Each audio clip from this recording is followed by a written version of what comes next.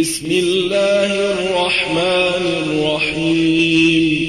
يسر موقع أنا السلفي أن يقدم لكم هذه المادة.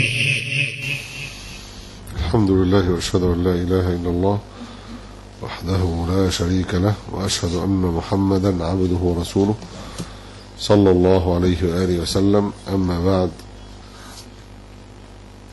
رجل توفي وترك ثروة وله بنت وزوجة وله 3 إخوة وله 5 أخوات. الظاهر أنهم أشقاء. كيف تقسيم الميراث؟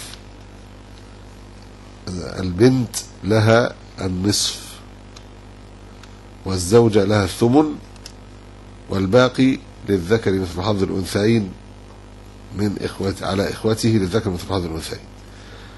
الباقي من النصف والثمن للذكر لإخوته 3 و5، يقسم على مجموعهم للذكر مثل حظ الأنثيين.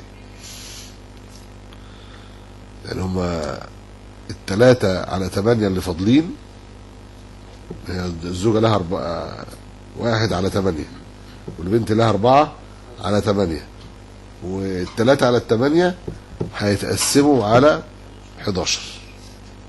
الولد ياخد 2 والبنت تاخد 1.